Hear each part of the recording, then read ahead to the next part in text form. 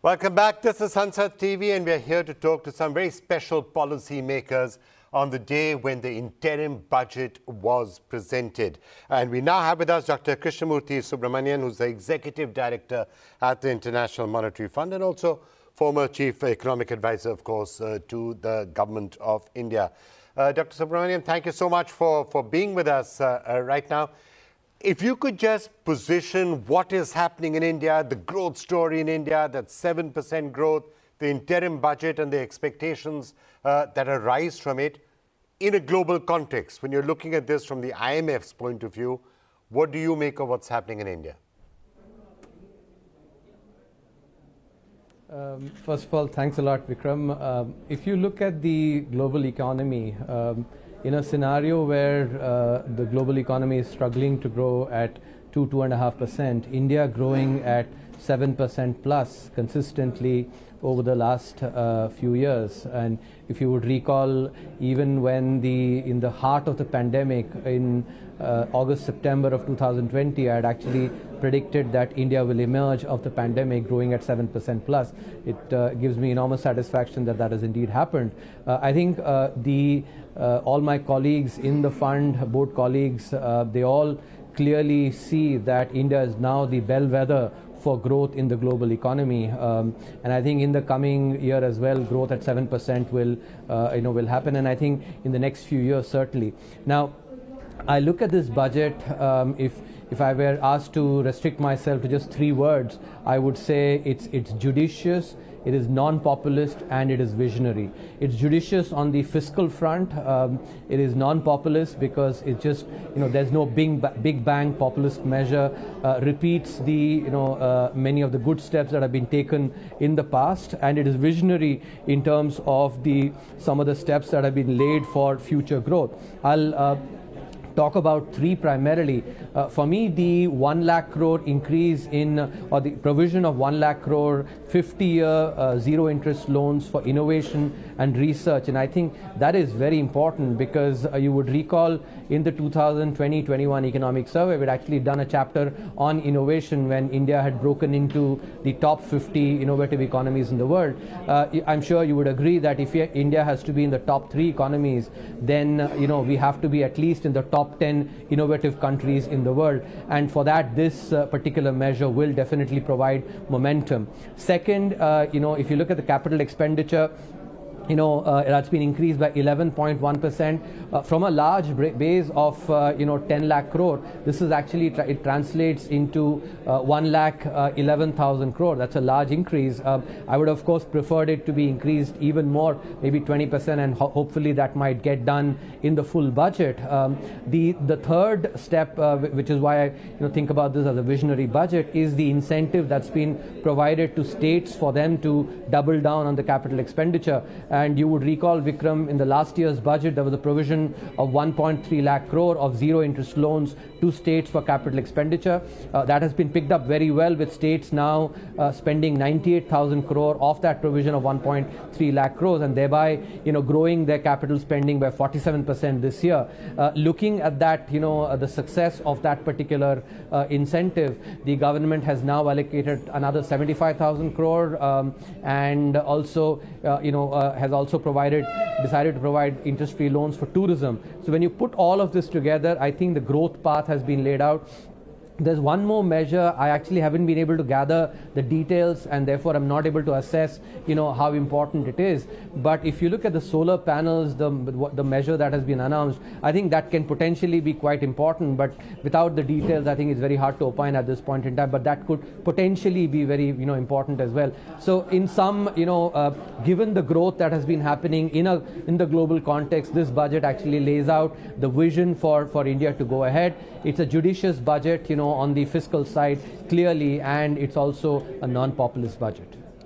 Well, the IMF, of course, has a reputation of liking it when people are fiscally, prudent. So you must be quite happy to see that despite that 11 lakh crores being spent on infrastructure and welfare measures, the fiscal deficit, is actually 5.8, better than what was being expected at 5.9, going to 5.1, potentially going to 4.5. So that must be good news from your point of view, and also perhaps reflecting the fact that India didn't actually do too much of a demand stimulus at the time of the pandemic. There must have been a lot of pressure to do that, to do a big boost and to allow the fist to go crazy. But India never did that. Some of the benefits of that perhaps are showing up right now. In fact,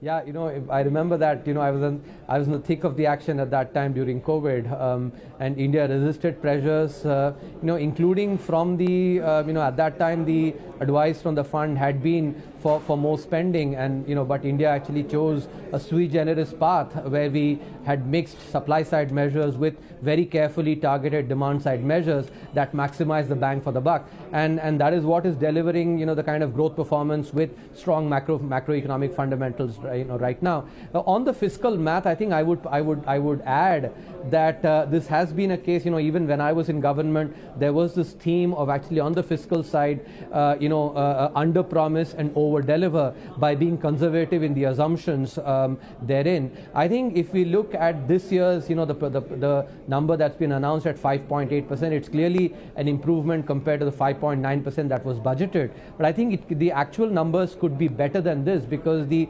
revenue increase that has been, incorporated into the revised estimates is actually lower than what is the run rate currently, for revenue growth.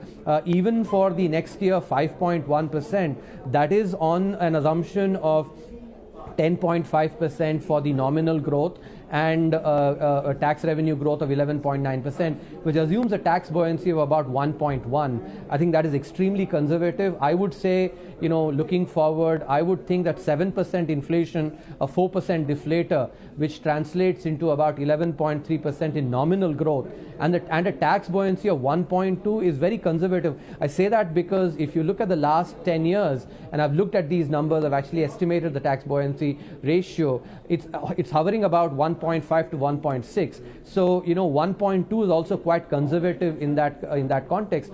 Even a 1.2 tax buoyancy will translate into revenue growth of 13.5%. Compared to that, a 10.9% assumption is clearly conservative. So unless the projection, the numbers change in the full budget, if it remains the same, my reckoning is that the fiscal deficit will actually be lower than 5.1%, possibly 5%, which then makes the path for fiscal consolidation to 4.5% very, very credible. Let me add here, and I think this is a message to the sovereign credit rating agencies. You would recall I had written in the 2020-21 economic survey a chapter which was titled, "Do India's credit rating, sovereign credit rating, reflect its fundamentals? No," with an exclamation mark. I hope now the rating agencies are paying attention. They need to really think about their methodology, the kind of fiscal consolidation and the transparency with which India has achieved it. It is time that the sovereign credit rating is upgraded for India now. Otherwise, I think it just brings into question the entire methodology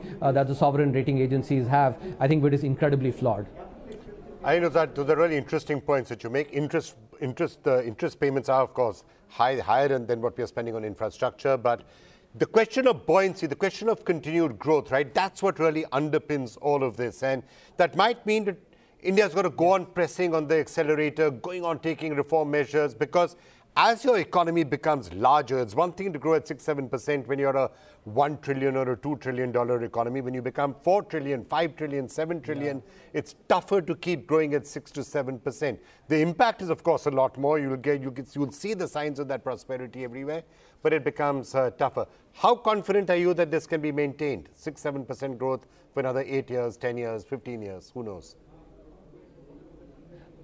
I actually think that the runway for India to grow at 7% plus, I think is very long. The reason being that, for one, we still have a very large informal sector that actually can be formalized.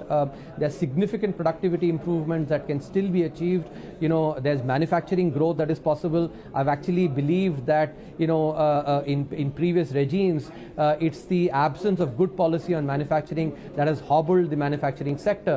Now with the emphasis on, labor reforms, the emphasis on logistics, your power and the, ease of doing business, I think manufacturing sector can grow. And there's work by Danny Roderick at Harvard University who actually shows that, manufacturing is like the escalator, which actually creates not only jobs in manufacturing but in the services sector as well. So overall, I think because of the demographic, runway that India has till 2050, I think 7% growth is eminently achievable, at least in the coming decade, and slightly lower than that in future decades. So I don't foresee, unlike some of the other advanced economies which are facing a problem of a declining working population, that is not going to be the case. As long as we actually double down with good policy, I think we should be able to really reap the demographic dividend that will be there till 2050. All right. Well, thank you so much, Mr. Subramaniam, for joining us. Always a pleasure speaking to you. Let's see what happens in the years ahead. If India does, in fact, do that and deliver those sort of growth numbers, then I suspect a lot of global growth will start coming from this country, which I'm sure you will be keeping an eye on. Right, this is Sansad TV. We're going to slip into another break very quickly, but then be back with a lot more. Do stay with us.